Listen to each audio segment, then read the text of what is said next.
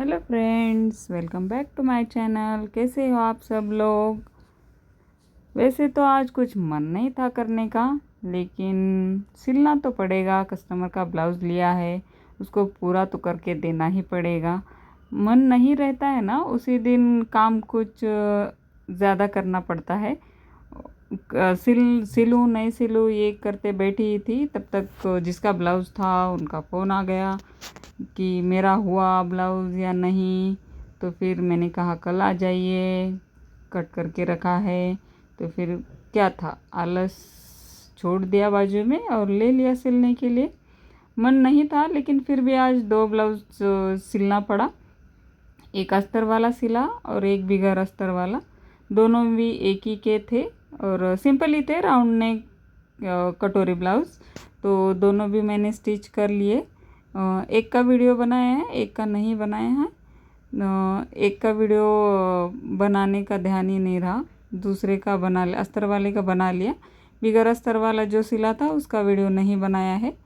तो एक ही का आपको दिखेगा, लास्ट में दिख जाएगा आपको। दोनों भी वीडियो ब्लाउज़ स्टिच कर लिए थे मैंने। और कुछ टिप्स भी दूंगी मैं इसमें कि पीछे का टक्स का कैसे लगाना चाहिए और कटोरी को कैसे जोड़ना चाहिए। तो वो आप देख लेना, मतलब उससे कैसे फिनिशिंग आ जाता है ब्लाउज़ में। और कटोरी भी अच्छे से बैठती है, पहनने के बाद फिटिंग अच्छी आ जाती है। तो वो टिप्स भी मैंने आगे दे दिए हैं। आप बने रहना चैनल पे, आपको वो पता चल जाएगा। और ब्लाउज़ तो क्या है कि डेली का काम है तो करना तो पड़ता ही है। लेकिन कभी कभी रहता है ना कि मन नहीं होता है, लेकिन जिस दिन मन नहीं होता है उसी दिन सामने वाले को ब्लाउज़ भी चाहिए होता है। तो फिर सब छोड़ छाड़ के सिलने को बैठना ही पड़ता है और पूरा काम कंप्लीट करके देना पड़ता है। तो फिर क्या था, लग गए सिलने के लिए, ब्लाउज़ सिलने ये ले लिया। अभी देखो मैंने कटोरी जोड़ रही हूँ, तो बिल्कुल कटोरी को जो पार्ट रहता है ना उसको बिल्कुल खींचना नहीं है। एकदम आसान से हाथ को हल्का रख के ही स्टिच कर लेना है, तो दोनों एकदम बराबर से जुड़ जाते हैं। और फिर एक बड़ा एक छोटा ऐसा भी नहीं होता है, क्योंकि कटोरी हम लोग क्रॉस कट कर देते हैं तो ना वो थोड़ा भी हम उसको अगर पकड़ के थोड़ा भी स्ट्रेच कर देते हैं तो वो बढ़ जाती है। तो फिर साइड पार्ट छोटा लगने लगता है और कटोरी बढ़ जाती है, तो फिर दिक्कत आ जाती है। तो देख लेना कितनी फिनिशिंग से बैठी है कटोरी। उसके बाद मैंने नीचे की क्रॉस पट्टी बोलते हैं हमारे यहाँ, आपके इधर क्या बोलते हैं वो पता नहीं है, लेकिन क्रॉस पट्टी फिर जोड़ ली डबल स्टिच करके। और हुक आई का पट्टी लगा लिया इसके ऊपर। तो एकदम ना काम हल्के हाथ से करते हैं ना, तो खींचातानी नहीं करते हैं, कटिंग अच्छे से हो जाता है। तो फिर ज़्यादा खींचातानी भी करने की ज़रूरत नहीं पड़ती और फिनिशिंग अच्छी आ जाती है। वो खींचते एक साइड छोटा बड़ा हो जाता है, फिर फिनिशिंग उतना अच्छे से नहीं आती। देख लेना, एक पार्ट तैयार, एक साइड का तैयार हो गया है, कितना फिनिशिंग से अच्छे से हो गए।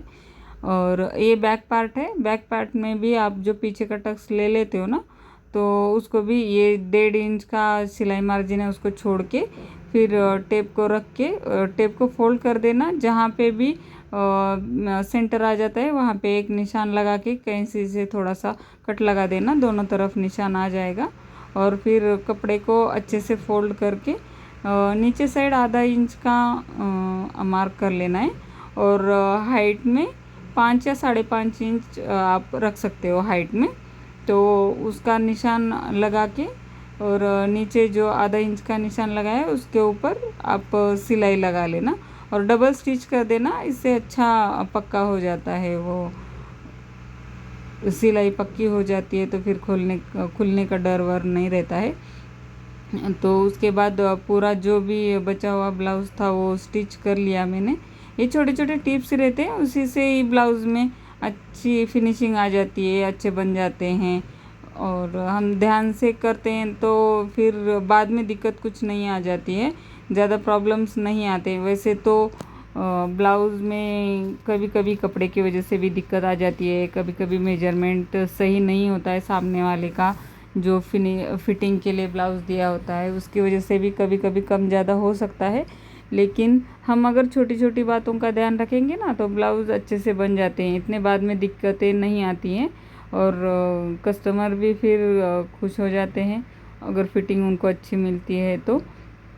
लेकिन हम अगर कुछ भी ऐसे डायरेक्ट बिना सोचे बिना कुछ ये किए सिलने लगते हैं तो फिर दिक्कतें बहुत बढ़ जाती हैं। तो ये ब्लाउज़ में प्रॉब्लम भी बढ़ जाते हैं। और स्लीव्स है ना, मैं हमेशा सेंटर से ही जोड़ती हूँ। आप लोग कैसे जोड़ते हो, अगर करते हो काम तो बता देना। सेंटर से जोड़ते हैं ना तभी अच्छे से फिनिशिंग से बैठ जाती है। साइड में अगर थोड़ा बहुत छूट भी जाता है कोई कपड़ा छोटा बड़ा तो फिर एडजस्ट हो जाता है वो फिटिंग में। लेकिन अगर एक साइड से जोड़ना चालू कर देते तो फिर एक तरफ अगर ज़्यादा बच गया एक तरफ नहीं बचा तो वो फिटिंग में प्रॉब्लम करता है। इसीलिए सेंटर से जोड़ोगे और साइड में फिर थोड़ा छूट भी गया तो कोई बात नहीं, उतना फिनिशिंग में प्रॉब्लम नहीं आता है, तो उसको कट करके निकाल सकते हैं। एक साइड से कभी स्लीव्स को नहीं जोड़ना चाहिए, बीच से ही जोड़ते हैं तो अच्छे से आ जाती है फिनिशिंग स्लीव्स में। और थोड़ा बहुत इधर उधर हो जाता है तो साइड से हम लोग उसको कट करके निकाल सकते हैं, तो हो जाता है फिर सिल के अच्छे से। तो आप लोग भी बताना आप लोग कैसे क्या करते हो। कुछ अगर आपको टिप्स चाहिए हो ब्लाउज़ रिलेटेड तो वो भी कमेंट कर देना।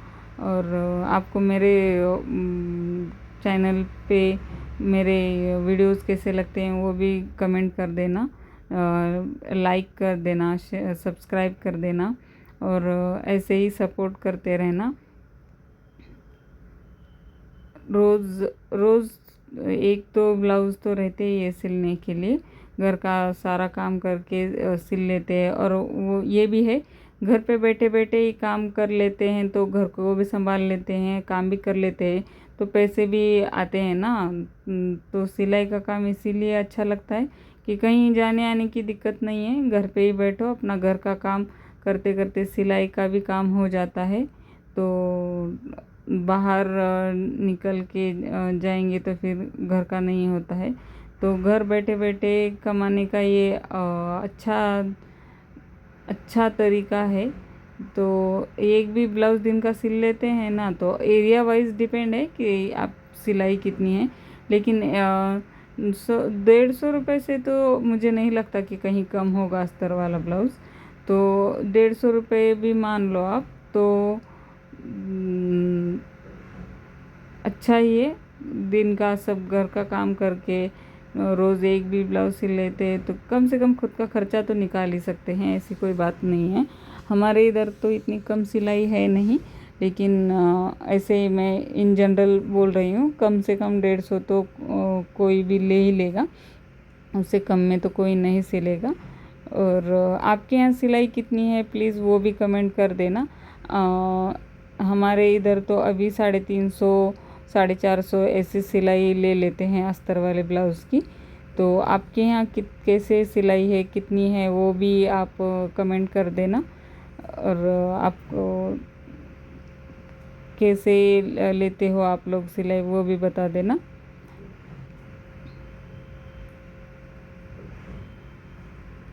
काम करते करते कोई आ जाता है ना तो फिर बीच में ही काम रुक जाता है, तो समझ में नहीं आता है फिर कैसे जल्दी हो। पहले तो मूड नहीं था करने का, बीच में फिर कोई आ जाता है तो फिर वो भी काम करते करते और लेट हो जाता है।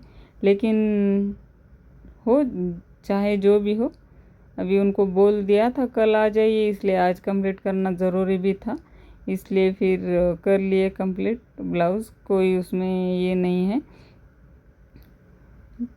दोनों ही ब्लाउज़ कंप्लीट कर लिए। और काम करने लग जाते हैं तो आलस अपने आप निकल जाता है। लेकिन काम शुरू करने से पहले ही लग रहा था कि नहीं करना चाहिए, मन नहीं है, कल कर लूँगी।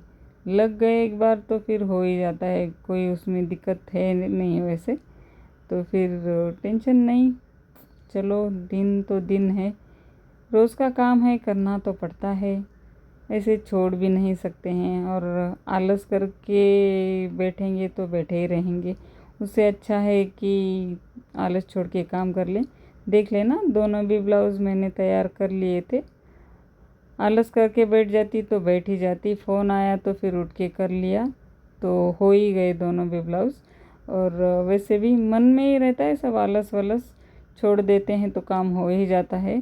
तो कैसे लगा आपको मेरा वीडियो प्लीज़ बता देना, लाइक शेयर सब्सक्राइब कर लेना।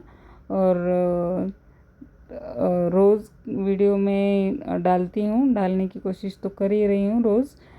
अभी नए नए हैं तो बहुत सारी चीज़ें छूट जाती हैं। कैसे बनाऊँ वीडियो, इतना ज़्यादा तो समझ में नहीं आता है, लेकिन डेली कोशिश जारी है। तो प्लीज़ लाइक शेयर सब्सक्राइब कर देना। और आपको मेरा वीडियो कैसा लगा वो भी कमेंट करके बता देना। Thanks for watching.